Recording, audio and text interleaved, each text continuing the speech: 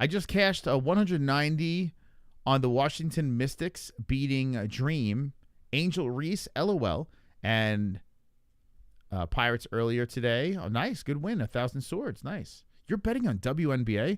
Okay, you have a problem, man. You need an intervention. You're betting on WNBA? But I'm glad you won, man.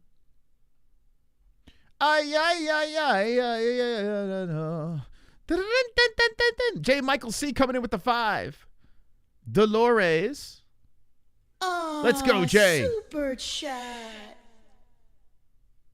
W stool of flatulence, hibiscus emoji, hibiscus emoji, hibiscus emoji, hibiscus emoji, hibiscus emoji, hibiscus emoji, hibiscus emoji. Thank you. Thank you very much. 6 out of 10. We open up the phone lines. We're getting close, baby. Thank you so much. What did Gaethje say here? What did Gaethje say? Hold on. How lucky we are to be part of For this real. crazy event. Mm-hmm. So crazy. My life is crazy. It is. It is. It's wonderful. It's wonderful. See how these guys that were selling that shit, but at the end of the day, humbled by being able to compete on the grass in front of the White House. It would have been cool if they didn't even fight in a cage. Like they like spray painted an octagon on the grass of the White House and fought there, just flat in front of everybody. How lucky we are to be a part of this crazy. That does look like Gaethje. What the hell? Is that?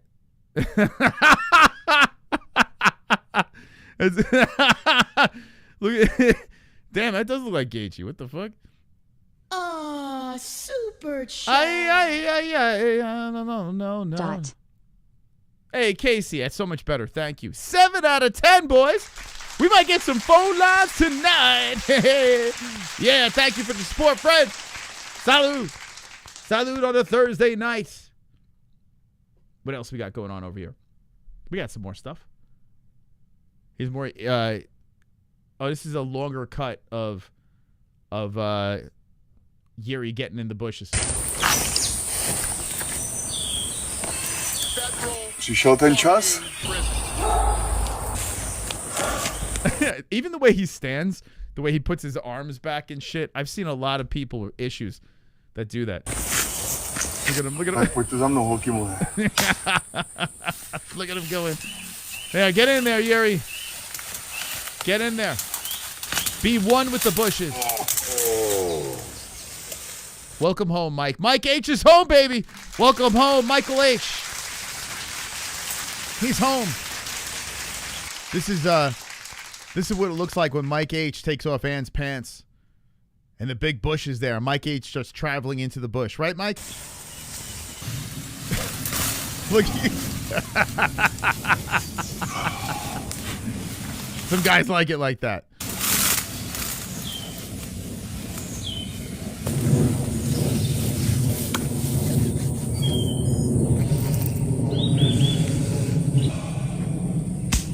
Yes. Dobry. So was it like poison ivy? Is that what it's like? 72 months. Let's go. Hi, Moser WW. Hey. Wonderful, wonderful. Thank you, Mike H. I appreciate you. You're wonderful, wonderful as well. Wonderful, wonderful. So wonderful, wonderful, Mike. Thank you. 72 months. He's got the trophy. He's got the plaque next to his name. What a legend Mike H is. A handsome legend. It would be funny if he just starts eating it. Get in there. Oh, the armpit. It's bad. Why, JBers? You've walked through that? I don't think they have that in Arizona. What we got here is we got those what are they called? The ones the jumping cholla, some shit like that, which are hell because they're like cactus that kind of like leap at you if you get close enough to them, and you can't get the needles out. They're annoying. Yeah, we got those cacti, but I don't think we got these over here. Maybe up north. What do you think about Gable Stevenson? They're giving him a complete tomato can. Although I don't want to shit on that guy too much because someone in our community actually is friendly with his opponent. But yeah, Gable's gonna run over that dude. It's gonna be easy money. They even dumped it onto the prelims. I think Gable will move his way up. It will be interesting if Hokit could somehow slip in there and get that belt, and then Gable starts working his way up, and it's like a Hokit Gable fight. That shit would be crazy. But Gable he'll work his way up. It looks like he's got power in those hands. Oh shit, I went too far. Okay, let's see what else we got here. A lot of these White House clips keep popping up. I gotta find it. If anyone's got a link to this, like that documentary, I want to check it out. I would imagine it's probably on one of those streaming apps, right? All right, we saw Sal kill Gamrot. Okay, Batista's prediction. This guy out of AZ. Do you have an official pick for that main event? I'm going to go for Max Holloway on that one.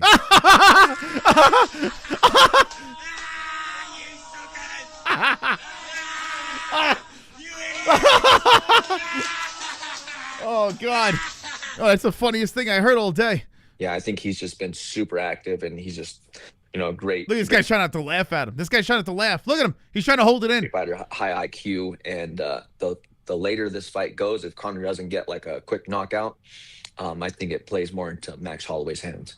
Seems to be the very common consensus across. Yeah, everyone's picking Max Holloway. Boy, it's going to be an easy night. It's going to be an easy night. Here's David Feldman talking about the Mac. He's the king, man. Look, maybe he's not the best fighter in the world. He's the king. What? He did more for mixed martial arts. What do you mean not the best fighter in the world? What do you mean? What? He's the king, man. Look, maybe he's not the best fighter in the world. Gonna be bad, my nigga. He's the king. He did more for mixed martial arts than any single fighter did for any combat sport in the world.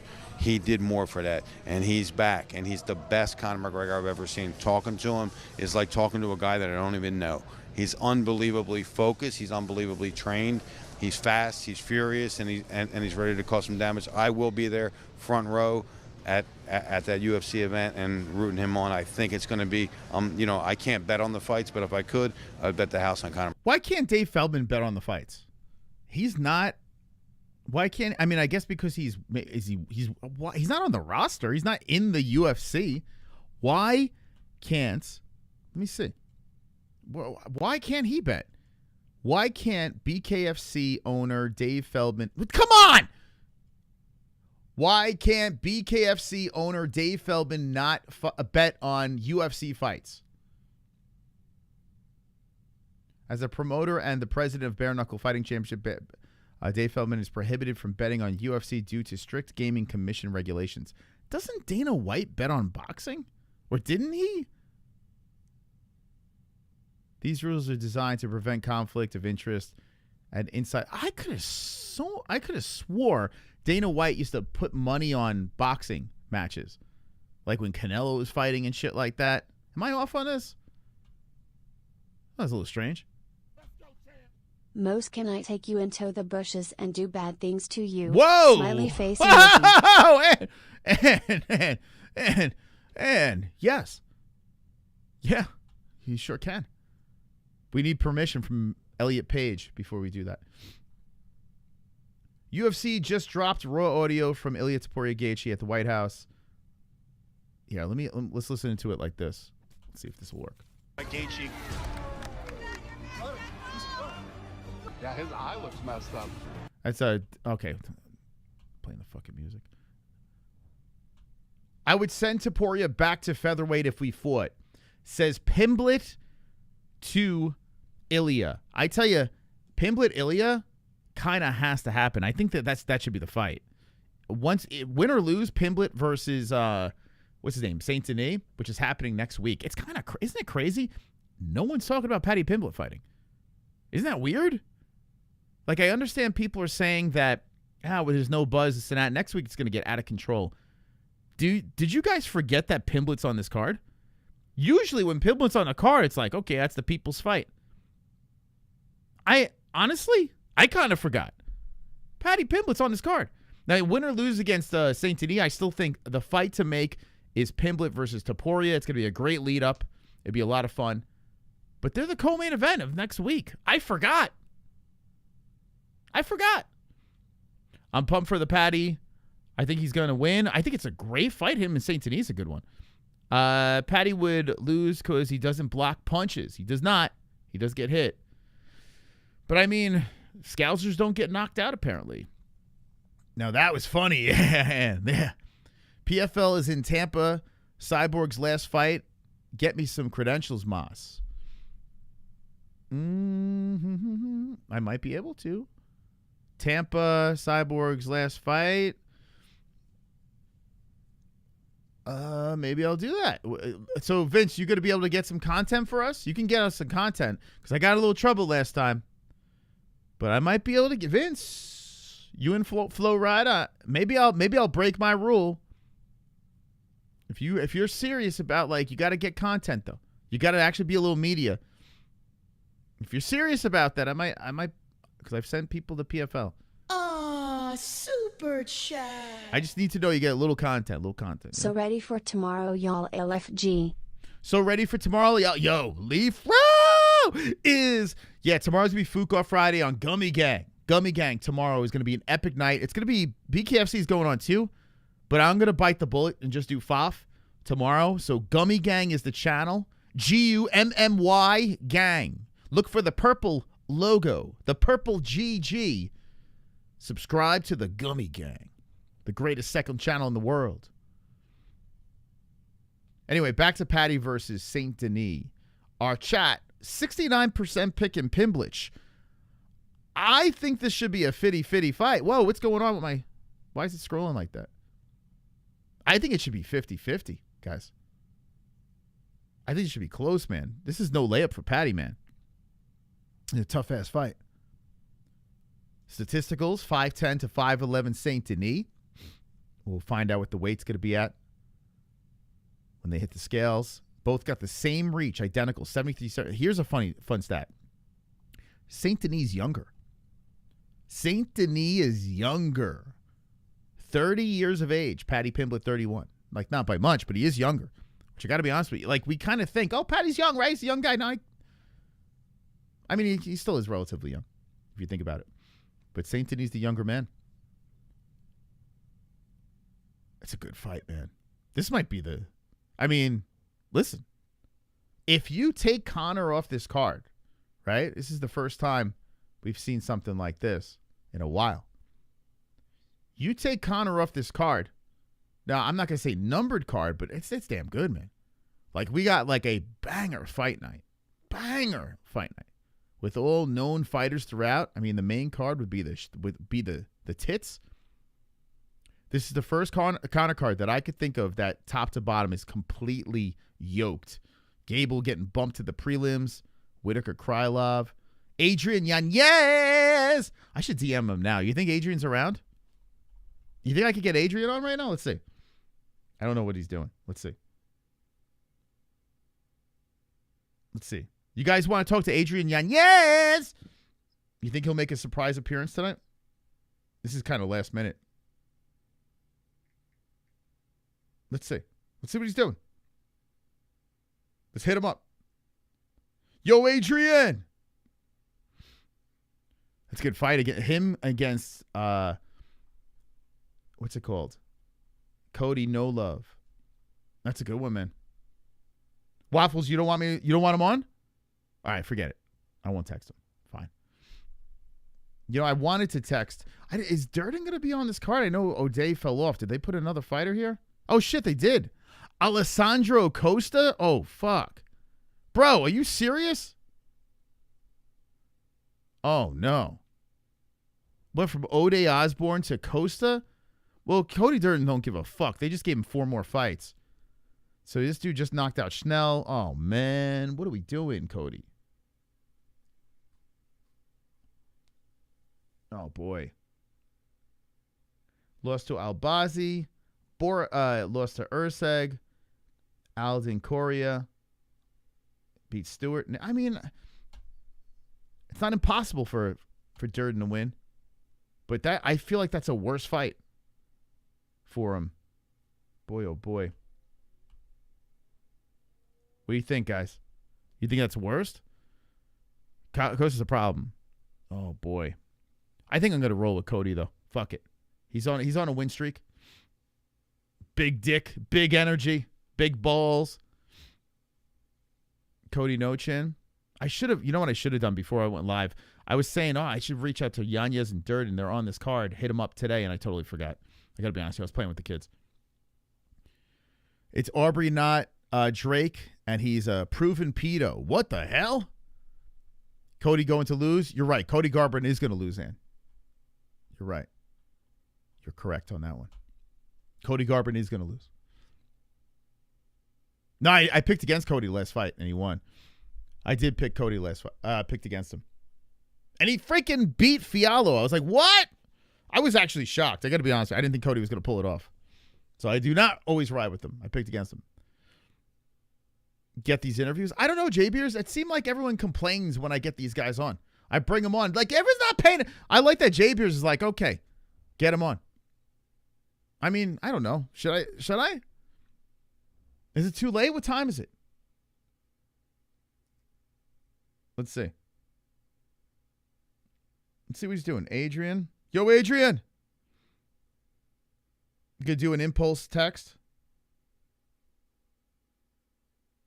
You free?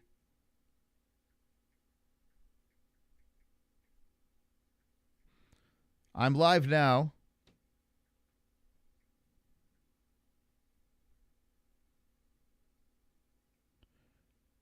All right.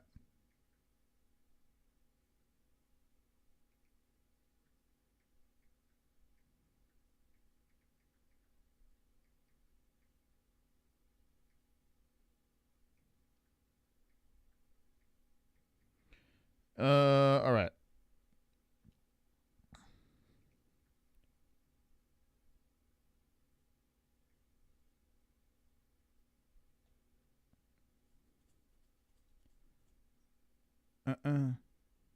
Okay. Okay, let's see. All right, I hit him up.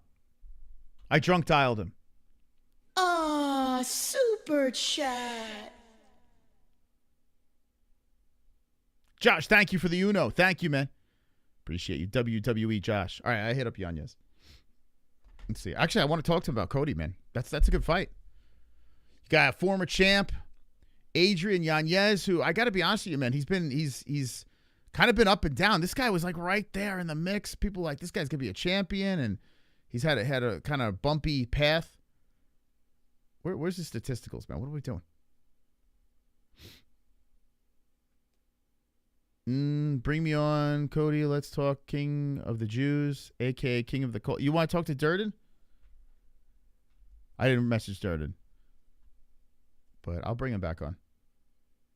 I haven't spoken to Adrian in a minute. The only last time I spoke to him was after the Simone fight. I DM'd him about that. I wasn't kind of... Oh, he's driving.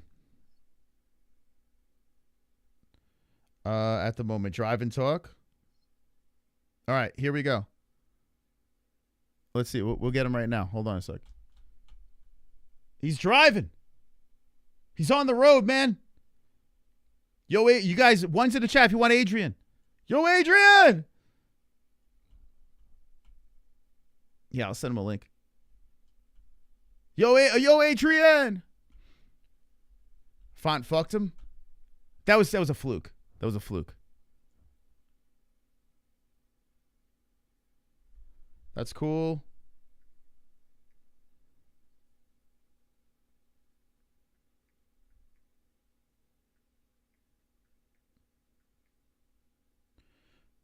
All right. Yeah, let me drop him. Let me slide in. He's a real one, Adrian. He's a cool dude, man. He's a cool dude. All right, let's get Adrian in here. This is a surprise appearance. The man who's going to be on the big card. Let's see. How do I do this? Let's see. Start virtual. You're going to be here in for a treat, friends. The GOAT, Adrian Yanez. Got to say his name right, man. Can't be messing up this guy's name. All right, here we go. Let me send him this. Oh, I don't want to dock shit. Hold on a second. Yeah, Adrian. Yeah, yo, Adrian. Okay, hold on a second. Let me send him a link. Do this. We haven't had a guest on in a minute. Tell all your friends. Adrian's coming on. Tell them. Let everyone know. All right, here we go. Adrian is a girl's name? What? Dude thinks he's watching. He thinks he's watching Rocky or some shit like that. Dude, you watch WNBA. I can't even look at you the same in the chat anymore. I can't. Let's see. All right, let's see. Drop it in. Drop it in. Okay. Let's see. Let's see where he's going. I wonder when he's flying to Vegas. No. I'm just getting some stuff ready here. Guest. Okay. All right, let's see. We'll see. He's driving, so I don't want to, but I sent him a link. So if Adrian clicks it, we'll have him on the program. Real nice dude, man. All right. We'll talk about Max CHAMA Holloway with him too. See what he thinks about that. Money's on. Who do you guys pick in the chat? Would you pick Yanez or Cody? I mean, Cody's looked, a little rough around the edges, but I will say this. He's still dangerous, right? If you think about it. It's still a dangerous fight. And he just beat Zhao Long. Well, how long was that? That was in March? So he is coming off a win. Oh, that was the foul one, right? I can't even remember. Oh, here he is. The GOAT's here. The Fukin GOAT's here. Hold on a second.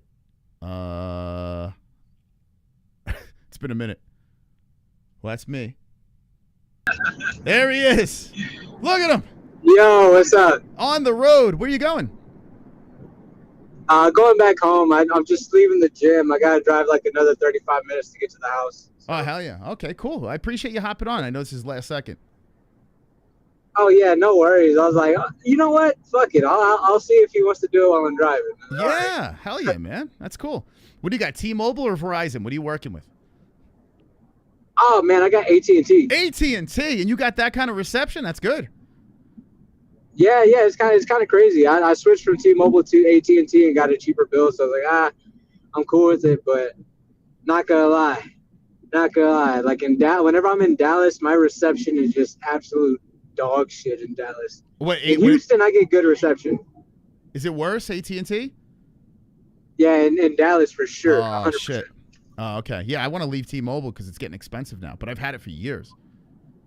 Yeah, that was like I was a loyal customer for a very long time, and I had some good reception with them, but again, the bill just kept I started off paying off $200, and towards the time I canceled, it was I was paying close to like $400. Whoa. $450.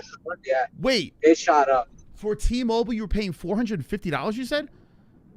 Yeah, but honestly, I will say that I ended up buying my girl a brand new iPhone too, so that might have been a part of the problem. But okay.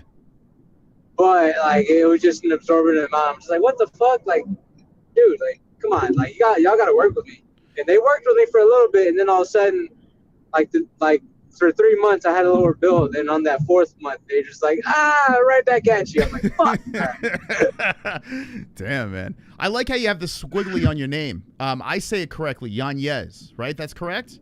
Yes. Okay. See, yeah, that is correct. You know who you want to know who fucked me up? Because I was like, man, I was so heavy on saying my last name right. My mom was like, hey, after a year and a half to 2 years of me telling people, yeah, I want people to start saying my last name right. And then literally my mom, a month ago, was like, you're not even saying your own name right. And I'm like, what? What the fuck? Oh, no. She's like, yeah, no. It's so the Y in my last name is supposed to sound like a J. So It's supposed to be Yanez. Oh, my yes. God. Yeah, so I'm like, you know what? I've been on this road for 2 years. I'll give it another 2 years before I start telling people to be like, hey, it's actually this. You had everyone change it to Yanez, right? And now you got to ask everyone to change it again. So it's got to be weird, right? So you got to wait a couple of years? Oh yeah, I'm gonna wait a couple years until like everybody kind of forgets everybody call me Yanez, and like, oh no, it's Yanez. Like, oh yeah, actually no, it's Yanez. And like, oh my God, I think your mom's messing with us. I don't know. I have a feeling she is. So what's the feeling like? I'm sure you're doing a bunch of interviews and stuff, but being on this Conor card, International Fight Week, and the card is completely loaded up, and now you're fighting Cody Garbrandt. I mean, what how you feeling right now? Oh man, honestly, I'm very excited. I'm super happy. I'm usually a guest appearance person for International Fight Week, and I've always been sort of jealous of the people that were fighting that night, just because like of the atmosphere. Every time I've gone to International Fight Week, it's always been like, oh, it's something special, man. They have the UFC Expo there, like just like seeing the fans and the energy of the fans is always like. It's super high, so it makes wanting a fight on that date, man, just so much more special because they're there for one reason and they don't care who's on the card. It's just International Fight Week. They have a banger of fights every single year. Like every International Fight Week is always a banger card. So, but the fact that it's being topped with Max Holloway and Conor McGregor, like the infamous Conor McGregor, you know, that just to push the cherry on top for me, and I'm excited. Get to fight a former world champion and Cody Garbrandt, man. Like this is almost like a dream come true. The only thing that would be better than this would be being able to fight in Houston at the Toyota Center. Yeah, I tell you, like thinking about all the cards that McGregor's been on, and this one might be the most stacked that we've seen him involved with. You know, just looking through the prelims and stuff like that, it's crazy. When I saw you fighting Garbrandt here, I was like, "Damn, bro, this is awesome." When you got the call to fight Cody, was it an instant yes, or did you debate it, or what? No, honestly, I was taken back because I had said yes to another opponent before Cody was even offered. Because I just remember, the timeline, the way everything transpired.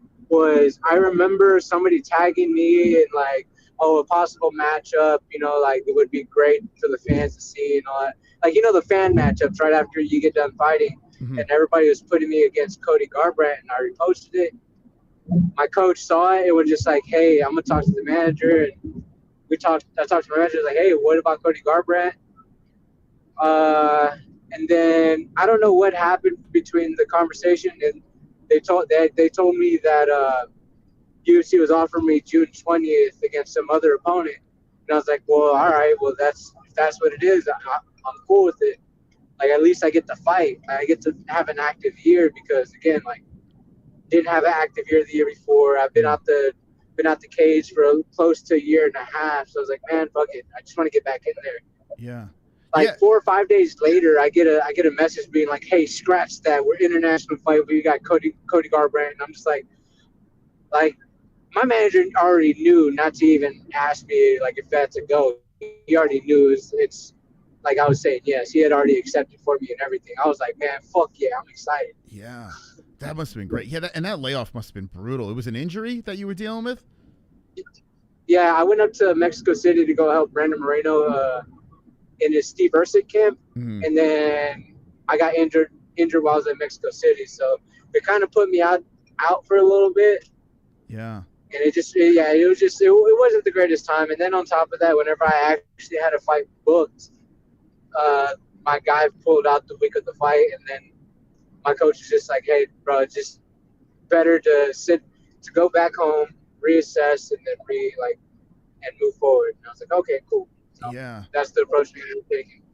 It's crazy, yeah. So this all falls together. You got Cody Garbrandt, International Fight Week, Las Vegas, Nevada, on a Conor McGregor, Max Holloway headline card. This is, I mean, what's the buzz around? Have you spoken to any other fighters that are on the card? Is there are you guys talking to each other like, man, this is going to be crazy? Man, I haven't really spoken to anybody that's been on the card. I was gonna me and O'Day were probably the only ones that probably really kind of chopped it up, if anything. But it was just in the comment section, just like, hey, bro, I think I remember someone reposted the picture, a video of me kissing Ricky Simone on the forehead whenever we were fighting, and then Like, he's like, man, we got to recreate this. We got to do this. I was like, yeah, fuck yeah, I'm down. Like, yeah, it is what it is. It's a funny moment with us recreate. We could do some funny shit with it. And then after that, the only other person I probably talked about it with was probably Vanessa Demopoulos. Okay. And she was just like talking and breaking down the card, and she was just like, bro, this is an amazing card. Yeah. That's about it. Yeah. O'Day got hurt too, right? So they had to replace him on the card. And Cody Garbrandt, he's a G, man. I love Cody. But he's got another tough fight in front of him. So when are you hitting Vegas? I'll be hitting Vegas next Tuesday. So this coming up Tuesday, right now is just smooth sailing, little fine tuning little things here and there. But yeah, pretty much all the hard work's been done. It's just now just worrying about the weight, getting to Vegas, relaxing, and just getting to punch somebody in the face, you know? Yeah. So the whole embedded and the fight week, are they going to be is it going to be a little extra media that you guys have to do being on this type of card? Oh, I would believe so. They already I already have something on my itinerary, and I usually don't get my itinerary until like Monday. And I was like, oh shit, all right, like a week and a half before. All right, that's kind of crazy. And I've only been there for International Fight Week as a guest appearance, so like I'm used to that schedule. But depending on what type of fight night they're having or pay-per-view they're having, they usually have you doing a lot of media and all that stuff anyways. Yeah. But I'm thinking there's going to be probably a lot more just because of how big of a card this is. Yeah, it's going to be nuts. Well, there's no fan fest or anything. Like they took that away because of the White House card. And it seems like it's going to be all systems going into the press conference, and the ceremonial weigh-in's going to be bonkers. What did you think about the White House card? Overall, I had a little bit of a FOMO in a sense of man, just the aesthetics of the view of the fighters, to me, the picture that I see is Justin Gaethje reading the Declaration of Independence before he walks out. Yeah. That to me is super fucking cool. No matter what you think of the actual politics itself, whether you're right or whether you're left, there definitely could have been way better things to do at the White House than have fights there. But for the fighters' sake, being on a historic event, being able to go out there and fight on the White House lawn, that's pretty crazy. That's that's probably never going to happen again, and that's pretty wild. And the fight card itself was actually pretty good. Close to almost every single one of those fights were finishes. Oh wait, was it all finishes? Yeah. So that itself is pretty crazy. So it's phenomenal fight card. And just the way it topped off with Ilya Tapor and Justin Gaethje, that's a beautiful story right there in itself. Yeah. Regardless of politics, regardless of where we're at as a country, just the aesthetic view for the fighters themselves, and how it looks for the UFC now. What are they going to do to top this? Mm-hmm. What else were they going to have to do? Because they did the Sphere, they did something crazy in the Sphere, and then now they did the White House. What's next? They have to try to top this somehow. Yeah. Bantamweight feels kind of weird right now, and you're still relatively young. You get past this fight, do you have a plan? Okay, what a future plan? Okay, after this fight, like stepping stones on the way back up. Do you think about that kind of stuff, or are you just taking it one shot at a time? Honestly, I've ran into this mistake before of thinking past of again, it all falls back to whenever I look back at that Rob Font fight. Yeah. I was looking past them. As much as I want to say I have my full focus on it. I was saying all the right things in the media and telling everybody else, but personally, I was already kind of looking past them, and I got what I deserved. I got with again, a hard-nosed vet like Rob. That again, that's what I get. I shouldn't be looking past anybody. So now, every approach is just this fight, and that's it. If I think about anything else, it's probably all right, cool. Whenever I come back, what am I going to do that Monday? I'm probably going to go teach, probably going to go back and do a lot of things. Thursday, the weekend, I'll probably have a vacation or something. But after that, I'm not looking past Cody, not one bit. Because again, he is a tough fighter. He's held the belt. I cannot look past him because the last thing to go in something like, no matter like where they're at in fight age or regular age, like wherever they're at, like physically, like the last thing to go is power, and that's the one thing that Cody Garbrandt has. It wasn't too long ago, like it might have been, wasn't too long ago where he put to sleep Brian Kelleher in like a nasty fashion. So like you have to be aware, because if you take them lightly, you're gonna be staring at those lights. So not looking past them, not one bit.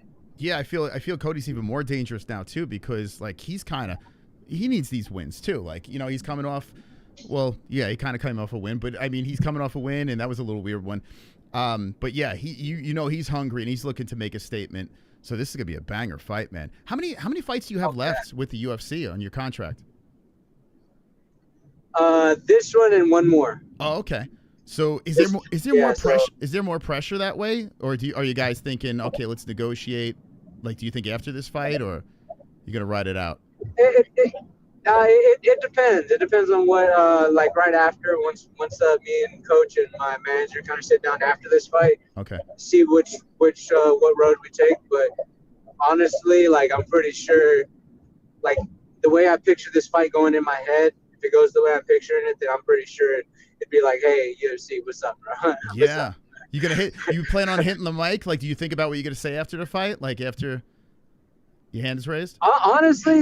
Honestly, the biggest thing will probably be like what I say is like the people that I teach in like the regular kickboxing class that I teach. I'd be like, man, like I told y'all motherfuckers this shit works. Stop looking at me stupid whenever I'm telling y'all this shit. That's probably like what I probably have rehearsed in my head. But anything after that, it's like the first thing that comes to my head. It's like, all right, well, this is what's been on my mind here.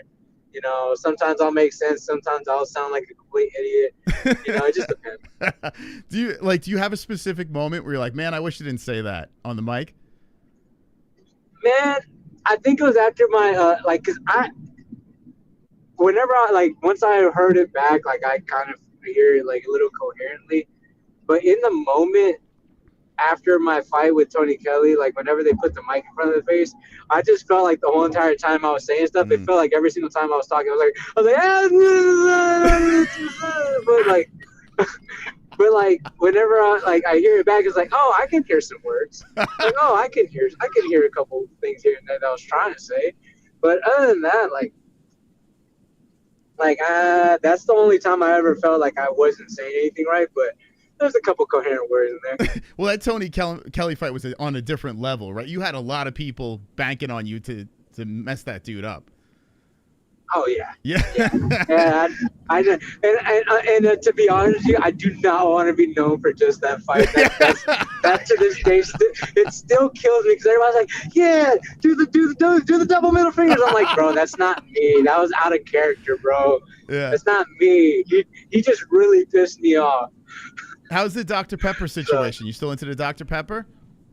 Oh yeah, bro. I have a case sitting on the side, waiting for me to come home. As soon as I get home after this fight on Sunday, get home on Sunday and just start cracking, just literally just Control Alt Delete the fucking Dr. Pepper all in one day. Put it in an IV and just kind of jam it into you, right? Oh, 100%, man. Yeah. Dr. Pepper Cherry specifically. Regular Dr. Pepper is still great, but Dr. Pepper Cherry, I'm telling you, it's amazing. Hell yeah. Okay, one last question. You've probably been asked this a million times, but I didn't hear it. McGregor or Holloway, who's winning this fight? Man, I'm not going to lie to you. I'm happy McGregor's coming back, but I'm a Max Holloway stan. You know, Max Holloway forever. You know, he shot whenever I had a kid, he shouldn't send me over some baddest dad on the planet gear, and I was like, bro, this is the fucking coolest thing in the world. He has a fan for life. He bought my fandom. Well, the way you throw, I could see how you're a fan of Max, man. The way you guys throw hands, pretty. I mean, oh you guys yeah, a beast on the feet. So I get it, man. Well, hell yeah. Do you think he's gonna finish him? I hope so. But if I'm seeing some, if the pictures are correct from what I'm seeing, I don't like it. I don't like the fluffy Max, man. I don't like hey, like it doesn't look. I'm just like but I'm hoping he gets a finish, man. I'm hoping he gets a finish. Yeah. Or they just have a 5-round banger. Like I wouldn't be mad at that either. A 5-round banger where Max Holloway comes out the winner.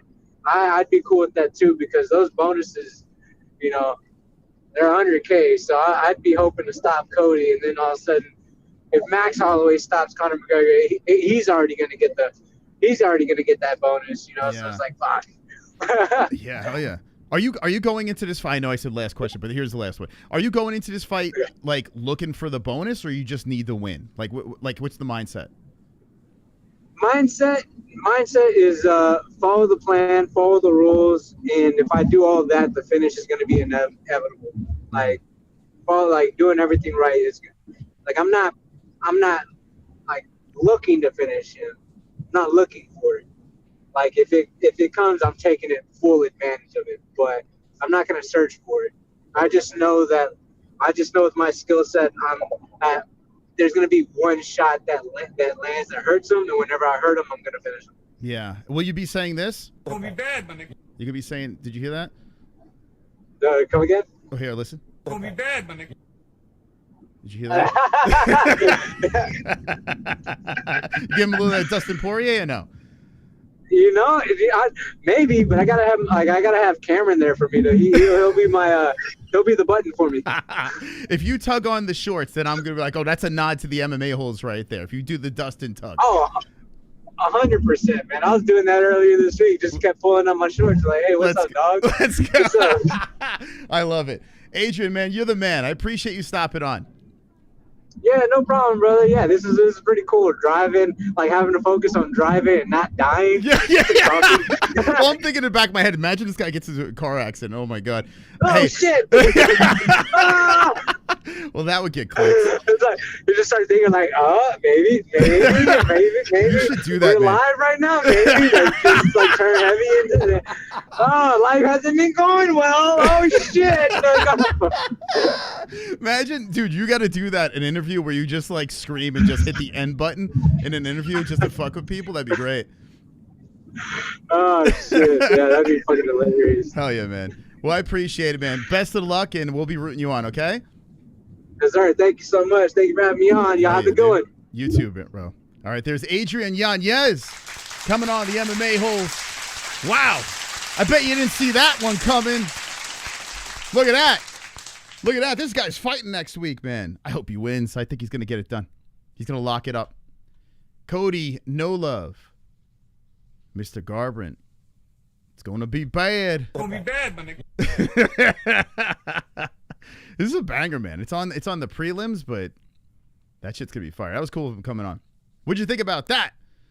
I'm thinking maybe we'll do more of those. We'll just randomly message people. He's a good dude, man. Super nice guy, right?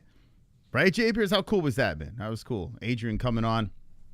We'll do some. That's why you guys subscribe to the channel. You guys subscribe to the channel. Surprise. Well, we got two more of those, and we'll open up phone lines. If not, we'll wind that shit down. But we got some more news I'll go through.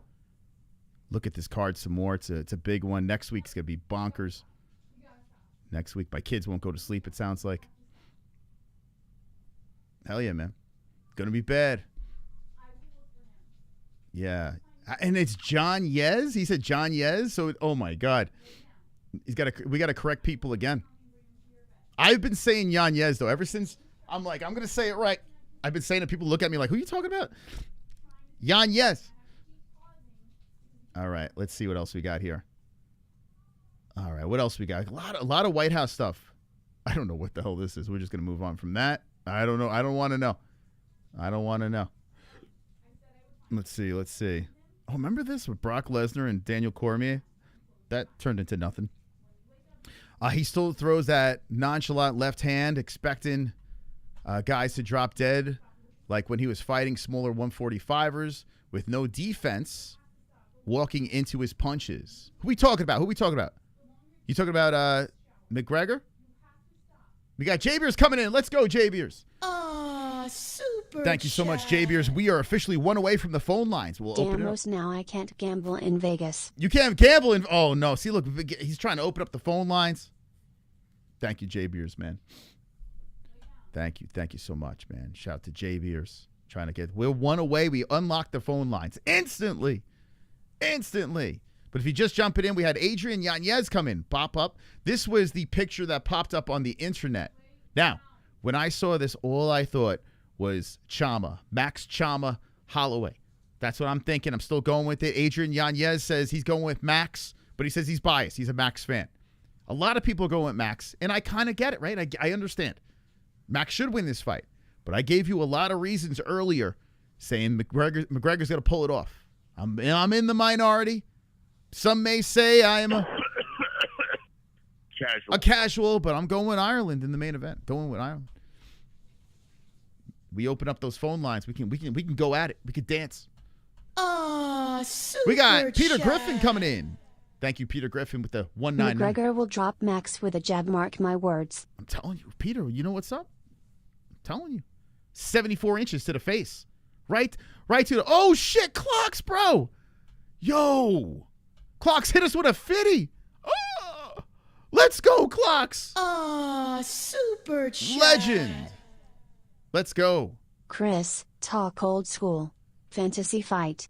Both in absolute prime GSP. Silva 177 gap weight. Who you got? Beautiful kids. You still drinking Mac 15? You watch Crawford Canelo? Huge night for home team. Me like Pimblet a lot next week. Wow. Okay. Let me first of all, let me put you as the top dog. Clocks with the 50. He upped it up to 50. That means the world, man. Thank you so much, Clocks. We're gonna unlock the phone lines. And Clocks said, here you go. This guy just said, yeah, $50. Yeah, enjoy. We got a top dog. What a show tonight is. One for the ages. We had the GOAT Adrian Yanez on. We got Clocks dropping the 50. We're about to unlock the phone lines. We're talking UFC 329, the greatest show on YouTube, the MMA-Holes, powering through. Thank you, Clocks. So let's answer these questions and we'll get to the phone lines. Talk old school. Fantasy fight, both in absolute prime, GSP or Silva. Okay, a fight that, man, I wish that did happen. All right, I'm going to say this. I'm going to say Silva. I am very, very biased. Okay? I'm very biased. If we're going prime for prime, got to go with Silva. Anderson, to me, is one of the GOATs. That's the guy that got me into watching the sport. So I got to go with that. Respect to GSP. And he did wind up beating the Bisping to retire.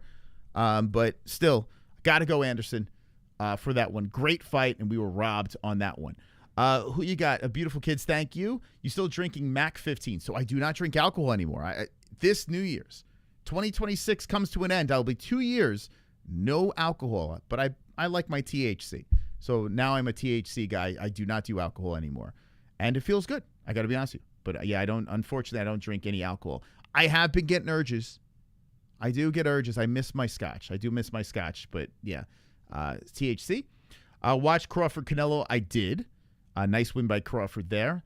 Huge night for home team like Pimblet. A lot next week. Yeah, dude, next week is going to be fire.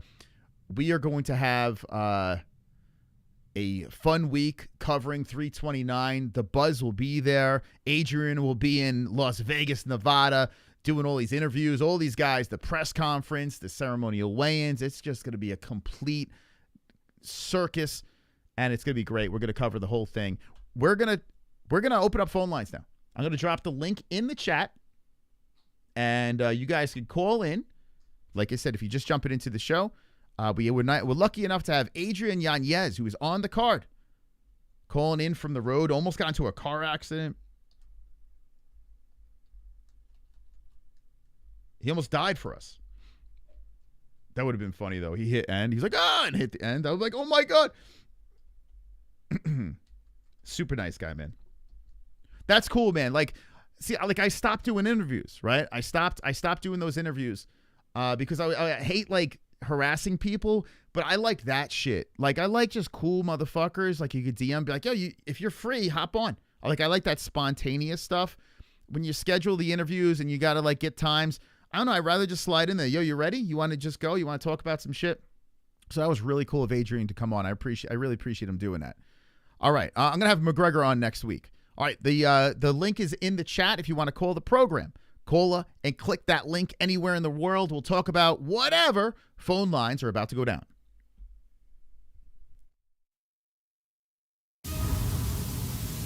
My name is Mystic. What's your name, and how can I help you? No, I mean, this is Lone Wolf, a.k.a. Allheart, a.k.a. Lone Wolf, a.k.a. Silver Carl. How's it going, Silver Carl? Wonderful, wonderful. Yeah, my name's Casper, and I'm a goat. Sean, how are you tonight? Nice. Which one's heavy? Yo, drunk, what's up? Yeah, this is DVSB. I have an acoustic problem. Okay, well, this is a real gamer. Red, your voice sounds a lot faggier on the phone. Hey, it's MJ, the artist formerly known as Kevin Lee. How you doing? Hey, my name's Dan. I got a question. So, Yo, Spinosi. What's up, Snowy? what's up, you guys? It's Justin Jr. Hey, guys, it's Kevin from Denver. How you doing? Wonderful, wonderful. Yeah, hello, Mustafa. Hey, 3-2, you're live with the MMA-Holes. What's your name and what's on your mind? Hey, what's up? It's Pulse. What's up, Pulse? Hey, Pulse. Clocks. Hey, it's good luck. Alexander. What am I, chopped liver? We're celebrating. Ole. Yeah, baby. 617, you're live with the MMA-Holes. What's your name and what's on your mind? Michael Ansimo from Boston. No way! Michael Anzalone, you just gave me butterflies when I heard your voice. Michael, welcome to the show. Huh? It's the knitter. Hello, guys. How you doing? Hi, Jesse. Hit the like button, you folks. This is the double champ. Yeah, I want to talk to you. You know I'm not big on talking about fighting that much, but... This is Jeremiah. Hey, it's Kevin from Chicago. Nothing. Gotta talk about these fights real quick. It's my kill. Jesus Christ. I'm over here trying to stay awake and shit. Jesus. Oh, my God. Yeah, it was doing it for you, huh? Like, no one cares, Justin. Who the fuck are you talking about? Brooklyn Dodgers? Who the fuck them? I don't give a shit about them. Yeah, he thought the Brooklyn Dodgers should be the ring girl of the year. All right, That horse, Okay, Chrome, thank you, man. Wait, he has stuff to talk about. He's making fun of Justin for don't hang up. Hey, Anything else? Stay white. Okay, bye. All righty. Let's do this, guys. Hey, big thank you to the donators. Big thank you. This might be the last week we have. Actually, next week will be the last week. Paramount Plus has been cutting funding on affiliates and commissioned things over here. So we have one more week. If you get a watch 329 scan this week, maybe it'll make us look better. Maybe it'll keep us. But we got bad news last night that it looks like they're dropping a bunch of content creators, which I'm not happy about because ESPN never dumped us. But if you're going to watch the fights 329, this is the last week it looks like. And then I'm going to have to get a real job. Okay, let's open up the phone lines here. Jay Beers, welcome to the MMA-Holes. Mystical. How's it going, buddy? Wonderful, wonderful. How are you doing? Wonderful. I'm doing wonderful. Oh, hold on a second. Hold on. Give me a second here. I knew I forgot something. Hold on. This is a rookie move by myself. It's all right. You're still learning. I get it. Yeah. Still a rookie at this. It's JB. Yes. It's JB. Yes. It's time to bring the king of the Jews to the cause. It's time. Yes. It's time. Time for the king of the Jews. Our high octane Jew is here to curse your pics. Yes. Our high octane. Okay. Thank you. JB. Never gets old. Yeah. High octane Jew is here. All right, Jay Beers, what you got going on? I'll tell you what. So I got my itinerary last night for 329. I was kind of upset because the flight that I got doesn't land until Thursday night. So I'm definitely going to miss the press conference. I'll probably be in the air while that's happening, but obviously I'll still catch the ceremonial weigh-ins. And then I thought I seen a chat that Renee said he's going to have a table for us at Dave and Buster's or something that we can actually watch the fights at. So that sounds like a lot of fun. Okay. If we could talk Renee into actually doing the pool party, that's where I think you guys should do. That's what you got to go, man. Because Dave and Buster's, I mean, you could do that anywhere, no? Yeah, but I haven't juiced up enough for the pool party. Oh, who cares, man? Who cares? It's not like I mean, I don't want to bust you up, but you know. No, that would be a lot of fucking fun. That would be a lot. You should get a T-shirt that has like abs on it. You know, like those T-shirts that have like the muscles on it and shit like that. Bring the headband, the T-shirt with the muscles at the pool. I think that don't would have work. my dad bod representing. Yeah. Dude, that'd be sick though. I mean, if you're going to Vegas, you gotta get in that. You gotta do something like a bar or like Dave and Buster's gonna be kids running around and shit like that. You guys gotta go all out. I want to hear some hangover stories. You know, hookers. Well, yeah.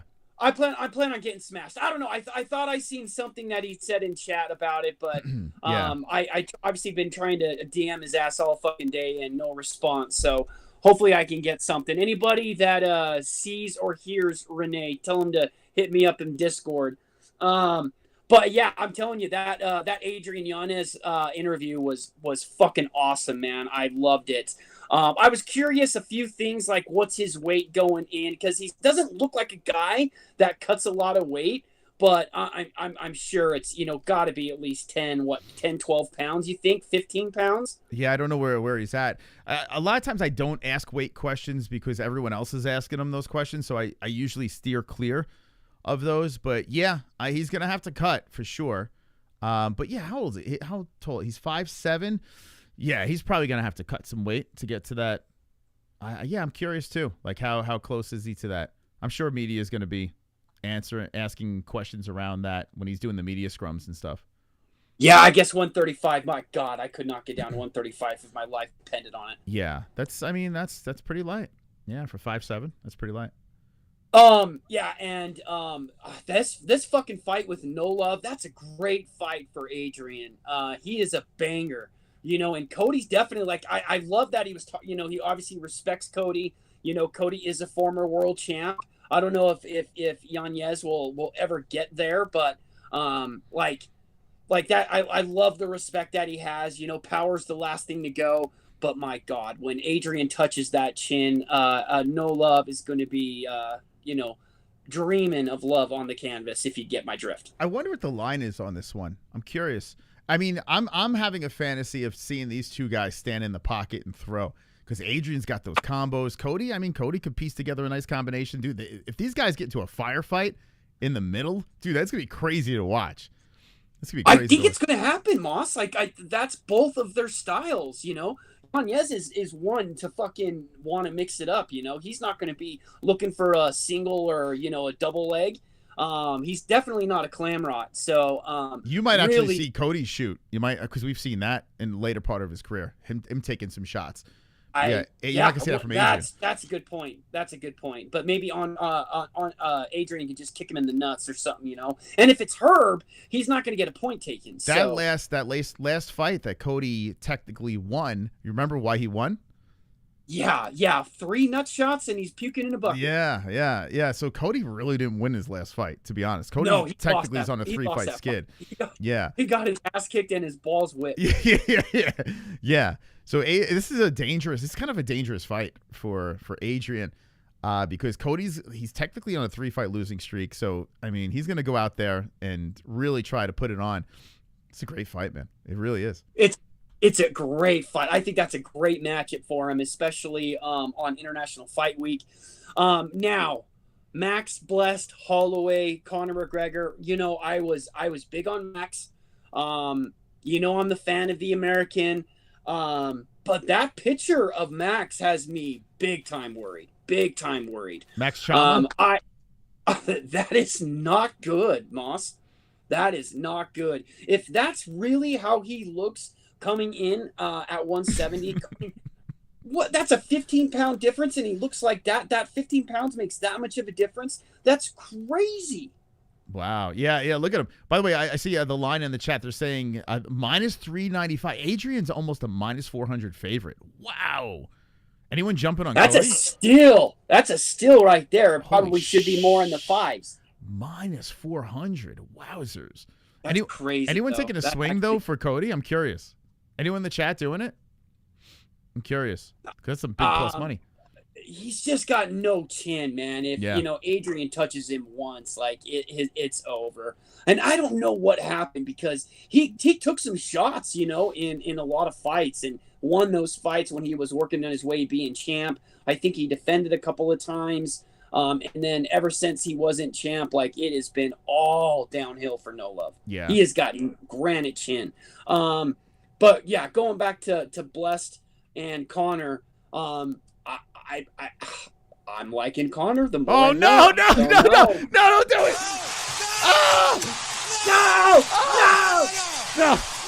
Shavers, you gotta pick Max, man. You gotta do it. Well, I am my own man. Come on. No. Oh shit, we're in trouble, boys. We're in trouble. I'm gonna pick who I'm gonna pick. Hey, when we're at the ceremonial weigh-ins, right? And we get to see them live. We'll see how it feels, right? We'll get to hear Anik say one more sleep, or actually Rogan might do it because it's a big deal, so it'll probably be Rogan.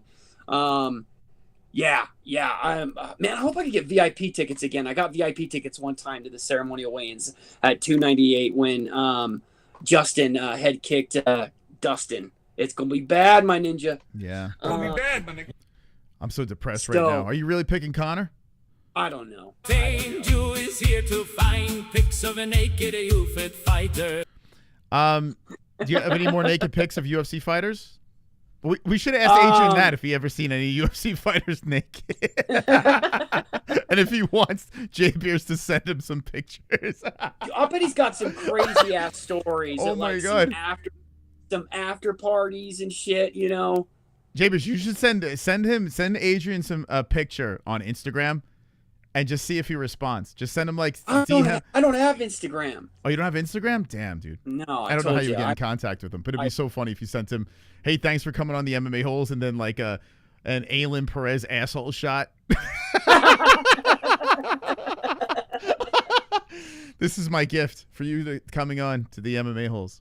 Yeah, that a-hole has more poundage than fucking No Love's had punches. Or when he wins the fight, as a celebration picture, you could send him Aylin Perez. Imagine. Oh, you probably get blocked right away. I don't know how would he respond to that. Okay, what else you got, man? He might be down. No, I'm just really excited. It's real now. Even though Holes Fest fell apart, it's still happening in a partial way. It's happening. Looking to have fun with the boys. You gotta talk. Yeah. Yo, DM Sonosi. I don't know if you guys have ever talked before, but DM him because he's like, I think he's going too. He's just like he's playing timid. He's like, I don't know what's going on with that guy. He's like, I don't know these guys. It's like, who cares? Just go. Like none of you. None of us know anybody except for chat. Like, Jesus. No one knows anybody. Yeah, just fucking show up and see if you like each other. I don't know. I think it'd be cool. Yeah. Is he in Discord? He's in Discord. Yeah. What's his name on Discord? His name is. I thought it was Sonosi. Hold on. Oh no, it's Murvoth. Murvoth. Murvoth. Oh my God, I never would have got that. Murvoth. Okay. Murvoth. Oh. Yeah. Say the spell it again one more time. Mur. Excuse me. Voth. Murvoth. Yeah. Yeah, because you got Sonosi in the mix. This dude's gonna be buying bottles and shit. Like Sonosi's no joke, man. It's a party out right there. That's who I need to hang out with. Full show. Yeah. Guys, if anyone is going to Vegas International Fight Week, or if you're close, meet up with these guys, man. They're gonna have a party. MMA Holes in the crowd. They're gonna have a blast. It's gonna be great. That sucks. You're gonna miss the press conference. To watch the fights. That's the biggest thing, right? I don't want to be stuck in my hotel room not watching the fights. Wait, so you're flying? You're flying there? Yes. Ah, shit. So you're gonna miss that press conference. Damn, man, that sucks that you're gonna miss that press conference. That would have been good to get there for that. That shit would have been crazy. I know. That's I really wanted to be there on Thursday afternoon, and so it was supposed to be Sober Carl was supposed to be driving. Right, that completely fell apart early on, and so it was just like I didn't want to drive myself. It is a 6-hour drive for me, but I don't want to drive. I am gonna have a rental car down there. My wife already paid for a rental car for me down there, so I'll have a car to drive around. I definitely not driving when drinking, of course. Like, I definitely am not getting arrested down there. That's the fucking last damn thing. I tell you, once you're on the strip, you're not. I mean, you take Ubers all over the place. There's cabs all over, so you'll be good to go, man. Yeah, don't they have shuttle buses everywhere too? Yeah, listen, it's kind of fun. Some of the fun is walking the strip, walking around drunk and shit. That's some of the best times of doing that. You see some crazy shit. Is this? Yeah, I don't want to get time? into it. Is this your first time in Vegas? Or you've been there before? Oh, I've been there before. Oh, okay. So yeah, but it's the first time in probably a decade. Oh, maybe wow. More. So it's been a really, really long time. Vegas has always been a toilet hole. It's it's like, oh, Vegas. It's like it always sounds real exciting, and then it's just a money pit. You throw your money out. But I'm a lot, I'm a lot more mature. I'm a lot older. I'm not gonna do stupid shit like I did when I was, 21.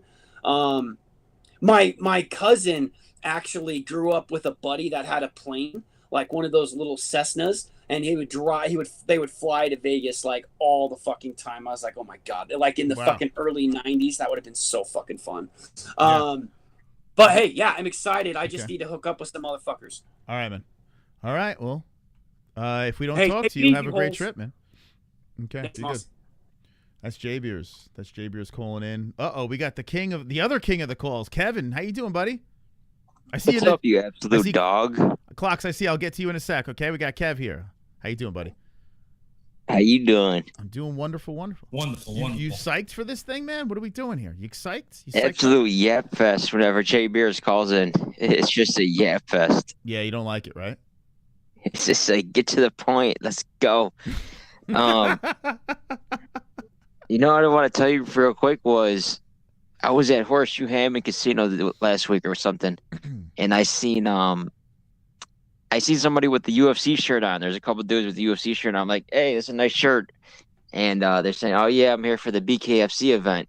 I'm like, what BKFC event? I guess there's a BKFC event in Hammond, Indiana last week. Oh, okay. Upstairs in the venue room. And Ben Rothwell was there. Nice. Chris Lytle. Couple UFC legends, and I just happened to be there in the BKFC event. What do you think about that? Well, did you meet any of them, or like you just saw? I didn't meet them, no, because I wasn't in the actual venue. There's a separate venue from the floor and the event venue, but I seen a couple fighters walk out on the floor. None that I knew of, but. Yeah, did you know there was a BKFC last week? No, I don't. I'm not really plugged in. I just found out tonight that there's one tomorrow. I had no idea. But if there's tomorrow's actually a decent 1-2 punch with Britton Hart and what's his face. But but I don't know. Like it's got to be like super out of control, and then I'll jump on it. But I like BKFC. It's just I don't watch every event. Yeah, I feel you. You feel me? Okay, what else you got? Yeah. I gotta say though, this McGregor card, maybe because I haven't been locked in, I've been so busy with work and stuff, but it doesn't feel like he has the same hype. Conor McGregor's not bringing the juice like he usually does. Well, I mean, we are still trying to recuperate from that White House card. We had that fight night. It does feel weird because usually when Conor McGregor fights, it's an ordeal. Like it is weeks of us talking about it back and forth. People now are just saying, well, he's just going to lose. Like, he's going to gas. He's coming off that injury. He's washed. This and that. So I think people are just like, whatever. It's not a big deal. And, I mean, it is to Conor McGregor, too. I mean, he's kind of been out of the mix for a minute. So there's probably a lot of fans that just don't give a shit anymore. But come next week, it's going to get crazy. I have a feeling it's going to get bonkers. Yeah, we'll see. I think maybe with that White House card, that was such a big event. That was like, there's a little calm down with that, and McGregor, people are writing him off. I think they had something to do with it. I'm not sure what it is, but maybe I just haven't been in the loop as much. But do you think he still pulls? Do you think he still has a firepower? I think next week's gonna be insane. Well, I mean, the ticket sales are crazy. The ticket prices are astronomical, so they're gonna break those records, those gate records. People are going to want, it's going to be, once that press conference happens, everything's going to change. Like, we're going to get a little this, a little that with the embeddeds, the interviews. But once that press conference hits and Conor cuts a promo and Max is going to try to bark back, and that's when the juice is going to flow. By the time we get ceremonial weigh-ins, it's going to be crazy. Yeah, I don't know. As far as the fight goes, it's hard to tell because Max, did he fight since Ilya knocked him out? Yeah, Charles laid on him. Well, yeah, he fought between that too, though. 5-round beatdown. No, he Dustin Poirier's retirement. Yeah, if you think about it, Dustin was on the way out, so he got that win. He got laid on by Charles, and Topuria knocked him out before that, right? So, I mean, maybe Max. I don't know. I don't know, man. I don't know. The thing is, it's playing right into Max's style. He's a boxer. He's gonna stand with him. Conor's not gonna take him down. He will. And if he doesn't get him out of there early, he's got no shot. So you don't think Conor's gonna take him down though? You don't think he's gonna try to shoot? No. Why not? No, not at this age. He don't got the gas tank to sit there for 5. It's gonna be a main event, 5 rounds. So yeah, he's not. He can't hold that pace. He can't take him down.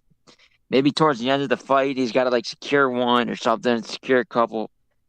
Try it, but I think if he can't knock him out, if he can't knock him out in the first 2, I don't think this version of Conor. I think he's going to take him down. I do. I think he's going to try to lay on him. To be honest, after watching that first fight again, I know it was a long time ago, but I think or if Max does beat up those legs because he was working those legs in the first fight. If he beats up those legs and say that titanium shin bone doesn't hold up, Max might be able to chop him down. He could be able to chop. The leg kicks are going to be big for Max. But I don't know, man. If Conor doesn't knock his ass out early, I think Conor's going to shoot again, just like the first. Conor needs to slow it down. He needs to just threaten him with that power, make Max timid so he doesn't get in there and just go like Max does. He gets that ball rolling. Next thing you know, McGregor, he's going to be in hot water. He needs to be able to slow the pace down and just try to go to a decision. He's not going to knock Max out. Don't think so? I just don't see that happening. Max, besides Ilya, he's never been knocked out. So to slow the pace down and try to win a slow-paced, tight decision. That's his only shot. And it'd be a miracle if it happened. This is a complete unknown. We've never seen Max at welterweight, ever. So it's like, I mean, how do we know? What is he going to look like? Is he going to look like Alex Pereira? Listen, let's be honest. Alex Pereira moving up. I didn't even think about that, actually. I thought this was lightweight. This is at welterweight, This is welterweight, yeah.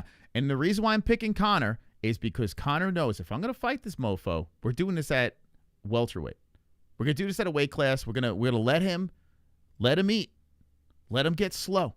Because once you start taking Max's speed away, do you think he has that one-shot power? He punches in bunches. He's got the most significant strikes in UFC history, which, if you think about that, that's a stat that's, I mean, it's not a great stat, really. That means you just can't knock people out, right?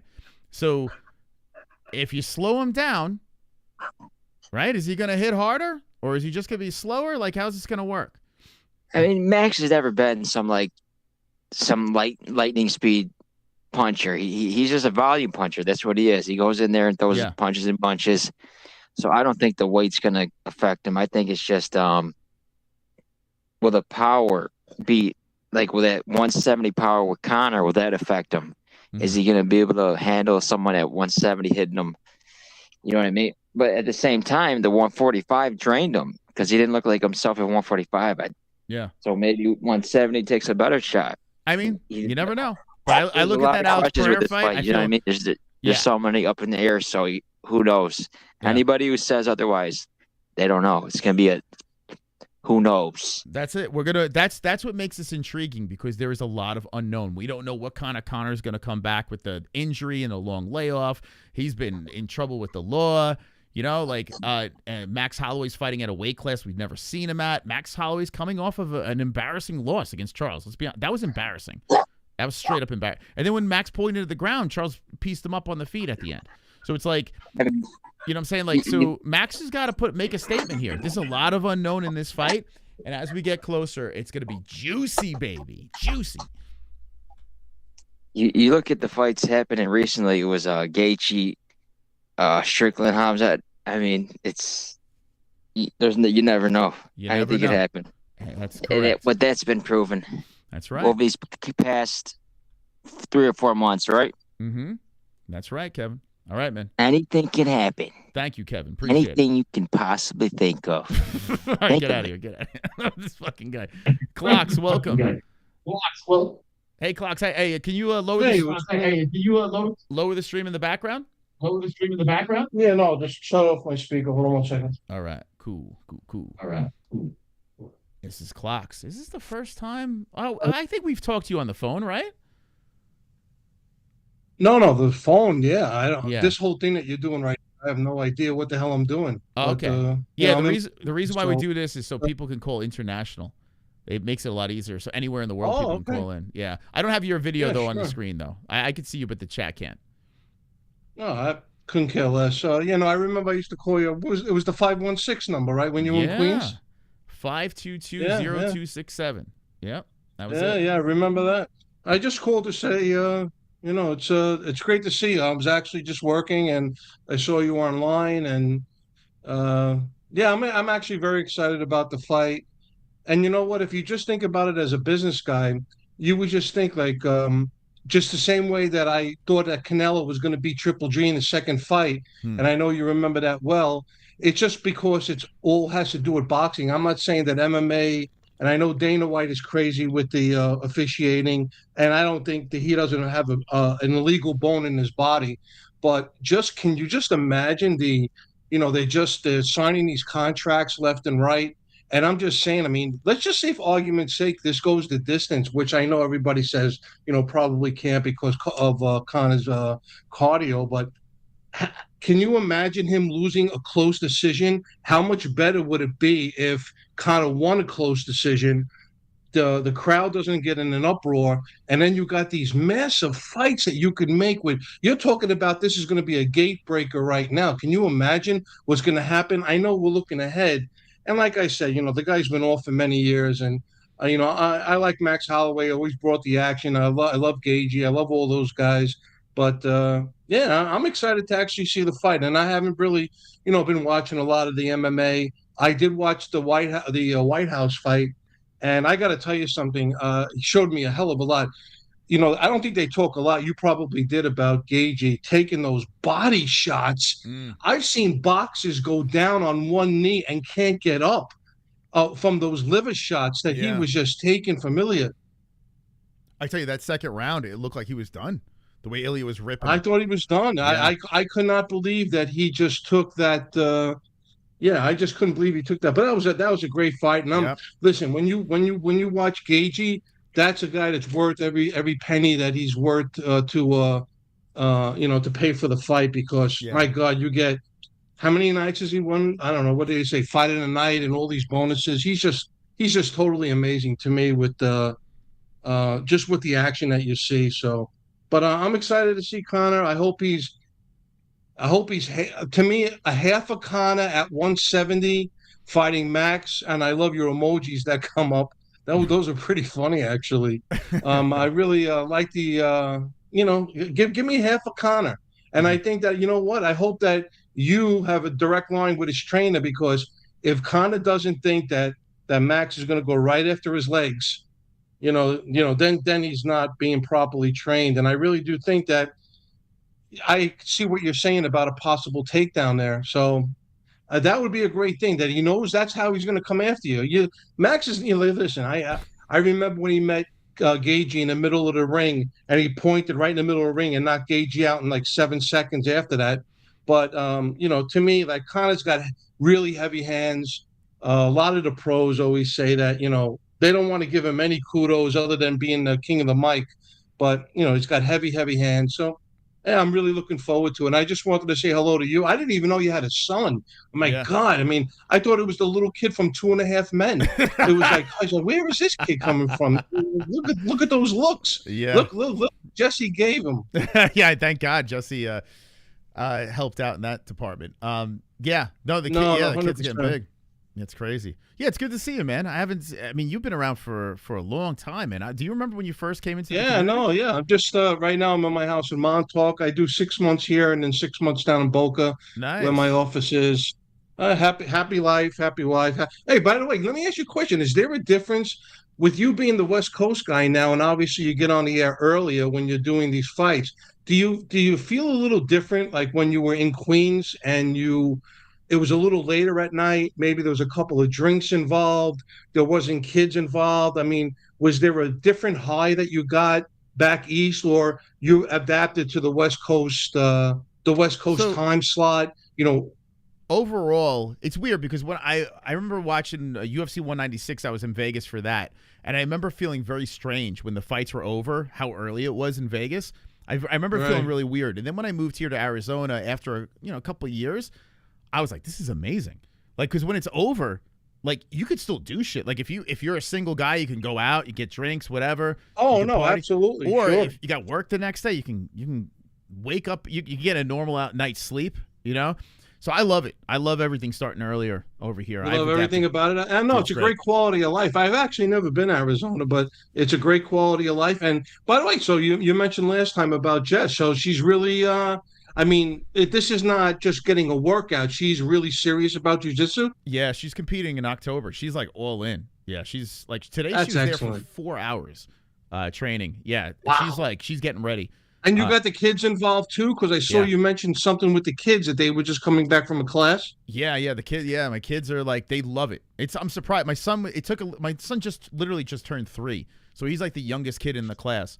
But it's so adorable watching him get up there. He finally got the balls to get out there on his own. He's in there with the little gi. It's That's great. hysterical, man. It's so funny. He loves it. Yeah, they both love it. So it's good. It's a good discipline. It's good self-defense, and I think this can transition to maybe other things as they get older. They can explore other things. Well, that's fantastic. I mean, it's that's you got the life. You as long as you could take the heat. I mean, I'm at the east end of Long Island right now in my winter house, and it's 100 degrees in New York today. It's a little cooler out here. But before I went for a dip and I came out, and I just said, "Then let me see who's on." Nice, because I had to go on the computer anyway. But yeah, it's great to see you. I just wanted to say hi. Oh, by the way, did you like by the way, I had a great night that night with Crawford was plus 140 that night against Canelo. You picked him? And You picked Crawford? if you remember what I told you, I bet on Canelo Triple G. Multiply that by 5. Wow! And so it was huge. Yeah, so it was plus 70 for me. And but I didn't think there was a shot in hell that Canelo could beat him.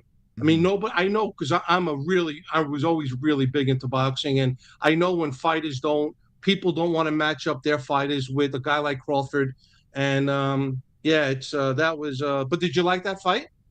I got to be honest with you. I don't think I reacted to that one live. I think I didn't. But actually, did I? It was one of the popcorn and the shorts are down over the ankles, and somebody streamed. I know. I did. I did react to it. I got to be honest with you. Like, it was weird. I was kind of smitten with the Canelo stuff, and I missed the signs, right? Because I did pick Canelo on that. I wasn't surprised that Crawford won, but it should have. I should have picked Crawford. Like, looking back in hindsight, I was like, man, like that plus money was just free money for everyone. So Crawford winning that just really exposed the casual fans or even hardcore fans. And you want to know something, Chris? I don't mean to interrupt you, but they had it like 7-5 or something really stupid. I had it 9-3, and I was being generous. I was trying to look to give Canelo rounds. Yeah. And I'll tell you something that you probably don't know, but a while ago, Bob Arum, when he was in control of Manny Pacquiao, Bob Arum told Manny Pacquiao that you cannot fight Crawford because he'll end your career. It was basically like those type of words. And I know that for a fact because I know somebody that used to work in Mayweather's gym and out in Vegas. And it was a big thing. So Crawford's an absolute beast. He just doesn't get the praise because no big fighters really. Look what he did to Errol Spence. I mean, oh my God, he destroyed. Oh, yeah. I mean, he's amazing. But anyway, listen, I don't remember that.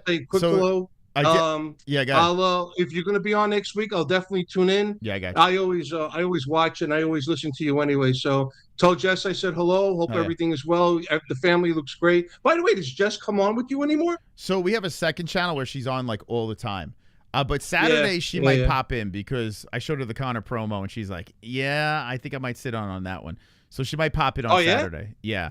But yeah, the second channel, she's great. on all the time. All right, man. Right. Are you really serious about that? The gate is really selling out big with the Conor fight. That Oh. they're really. Yeah, I think they're sold this out. Is gonna be, It's dude. okay, I didn't it's see gonna, anything about that. Yeah, it's gonna kill. That event is gonna kill. It's because the corporate nonsense and the casual is gonna pay Absolutely. top dollar for it. And who knows if if Conor is, maybe this is the last fight. I mean, I know he has another one, but maybe if he gets messed up really bad, people just want to see Conor fight. So yeah, this is gonna. That's why I'm just saying this is so can you just imagine if he does win, what it does for the MMA? I mean, they're going to see gates again that they haven't seen forever since probably Conor last fought. The last times. But anyway, listen, guys, have a good night. Yeah, be good. Great. I don't. Is Vlad ever in the chat? Is Vlad? Yeah. Remember Vlad is. Yeah, he is. He pops in like once in a blue moon. Yeah, like out of nowhere he'll Blue pop moon. in. Yeah, like me. Yep. Yeah. All right. Listen, all my best. All right, be good, man. That's Clocks. Look at that. A lot of you guys probably don't remember Clocks. And by the way, thanks for that big donation. What's funny? When he mentioned Canelo Crawford, I'm like, did we react to that? And the reason why I forgot was because it was the same night as Noche.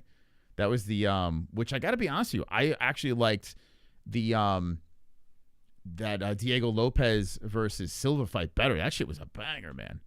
But yeah, we did react to that. There it is, the MMA-Holes. Canelo Crawford. But yeah, I mean, in hindsight, looking back, Crawford was an easy dog on that one. That was a good pick by Clocks. And Knitter Cans, how you doing, baby girl? Hi, wonderful. Nice. Wonderful. All right. Well, what do you think? We are the Thursday before the big International Fight Week. Adrian Yanez comes on and says hello. I mean, what a night, right? Yeah, that was awesome. That was cool. That was cool of him. That was really nice of him. Yeah, good man. He's a good man. He's a good man. He's a good man. So what do you He's think? a good man. What's the excitement level? I'm excited. It's a good card. Damn good. Do you feel the buzz is not what it should be? I think the buzz is there. I think the buzz is there. Well, according to the ticket sales prices of some of those seats. Yeah. They're calling it, it's a bargain. It's amazing. 5,000 for this one, 5,000 here. It's nuts. Yeah, the nosebleed, you're spending a G. For the cheap seats, That's know. Yeah. Crazy. Crazy. I was like, wow, that's ridiculous. Yeah. But hey, Conor all the way. Oh, you're picking McGregor? Oh my God. That's the same reason I just said. You haven't seen Max at that weight. And yeah, I know he throws how he throws his punches like everybody's saying, but I think he's gonna be slower. I think putting on the extra weight makes a difference. Yeah. Sorry. I think it does when you're not used to it. McGregor looks, much better. So you're not picking 170, right? You mean physique wise, you're talking McGregor looks better. Yeah. Yeah. Max CHAMA Holloway. I tell you, Max wins. I'm gonna be in trouble on Saturday night. They're gonna come after me. Well, as long as Jay Beers doesn't pick him. Yeah, he's got to go. He's got to go the opposite. Yeah, hear me, Jay Beers? Do you hear me? My heart sank when I heard that Jay Beers is now thinking about McGregor. I almost cried. I probably will cry after the stream. I'm not gonna lie. I'll cry into my McGregor, pillow. though, yeah, I think you will. I think it's gonna be a good fight, but I'm not sure if he's gonna be able to knock him out. Okay, Max. I think it's either he's gonna take him down, maybe choke him out, which he hasn't done. Yeah. What are you doing, Mike? Mike's distracting me. Oh, is he giving you helicopter dick? You're giving me helicopter dick. And when was the last time you watched the first one? Did you ever go back and watch it? Which one? What? Conor Max 1? No, I haven't seen that for a while. I haven't gone back and watched it. I should now, do that. it wasn't it's probably Conor's so long. It's probably his worst fight in the UFC, like excitement wise. But yeah. When you get a chance, it's free on YouTube. I'm curious. I would love everyone in the chat. Give it a look. And I want you to come back and tell me what you think. It should be on Paramount, shouldn't it? It might. Go back and watch the It's fight. definitely on YouTube. You should be able. Yeah, it's definitely on YouTube. YouTube has commercials too. But anyway, I think Conor's come back. He's had a great rest. Like you said, stuff has happened, but he's had time off, had all his fun, but he looks really serious, and I think he's going to make a great comeback. I'm telling you. He took all the cocaine. Yeah, the cocaine out of the White House. Yeah, he's ready. He's coked up and he's ready to go. That's right. Yeah, I just can't see him losing that fight. I can't. I cannot see him losing that fight. Wow. What do you think about Millie? What do you think about the girl that's in Obsession? What? Oh, you mean Supergirl? I mean, No. whatever. What do you think about Connor's hair here? Do you like the way this looks? Can you see it? What the hell? Are you worried about his hair disintegrating on his head? Just Some people are worried about You that. never know. They're worrying about his disintegrating hair. People are worried about this thing. Oh my God. I don't really care. Who cares? Yeah. Connor's going to win by bold spot. He's going to That's right. He's going to defeat him Win by bold spot. Yeah, if he wants, he can go get more. He can go get implants. I'll fall too on my dick. That's right. It was funny, Adrian's face when I played that soundbite. Oh, God. And you're talking about Yanez. Yeah, I think he's going to win against the Cody G. You picking Adrian? Yeah. Adrian. Yeah, I am. Adrian Yanez. He's either there or he's not there. He's either on, with that strike, and that's it. I mean, I don't know. His fight game is a little bit different. It just, I don't know. I don't think he's going to win. And I don't think the other Cody's going to win either. I'm sorry. I hope Adrian knocks him out and gets that bonus. Yeah, that'd be nice. But I don't think the other Cody's going to win either. Sorry, Moss. What? Durden's going to lose? Yeah. What? Yes.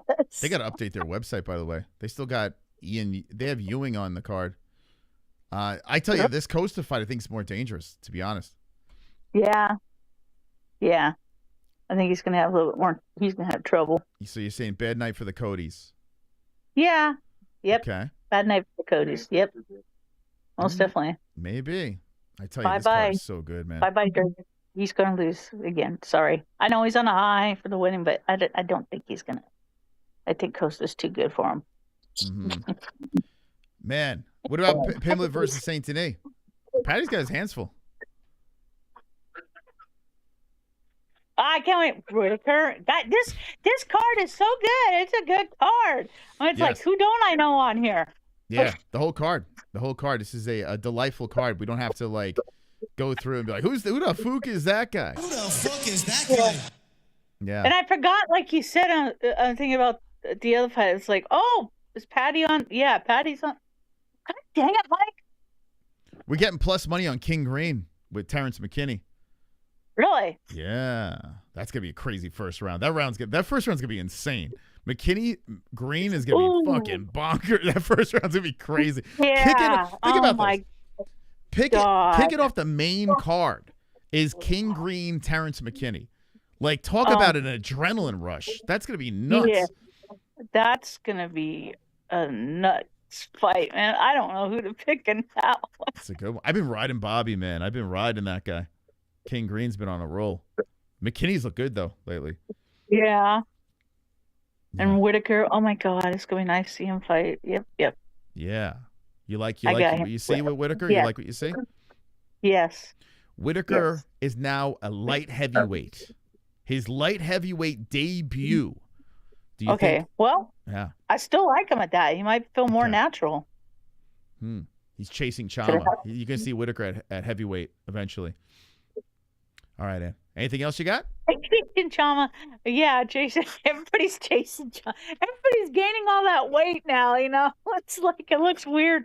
I mean, not that it looks weird on them because you're so used to seeing everybody, more chiseled, and you see that little bit of fat in their little belly right there, but they're in shape, but they're just not as, good a shape. But yeah, I can't wait. This card's going to be awesome. And Jay Beers, please don't pick Conor. Please don't. Please don't. We gotta maybe pay him off or something so he picks Max. We gotta pay him off. Because we got some money coming in pretty soon. So yeah, Jay Beers, how much would it take? How much would it cost for us to pay you off to pick Max? How much you got? How much? Right? Or maybe we just gotta praise the Lord. Praise the Lord. Praise the Lord. Praise the Lord. All right, Knitter Cans. Thank you for the call. I love you, boss. Love you, Much MMA love host. to the Knitter Night, guys. Cans. Look at that, Knitter Cans. Knitter Cans calling in. Knitter Cans. The OG. The long. You sit here long, but my tits are longer. You sit here long, but my tits are longer. You sit here long, but I want you guys to remember. Mike dig me down, I said hit it harder. We're going to be live on Gummy Gang tomorrow. Gummy Gang, the second channel. If you missed Adrian Yanez, he popped in. He's on this card. He popped on the show. Run it back. Jump into the comments sections. Tomorrow, the Gummy Gang Fook Off Friday is back. Next week, we're going to go full blast on 329. But I leave you with this. Don't be an a-hole, be an MMA hole. Mike dig me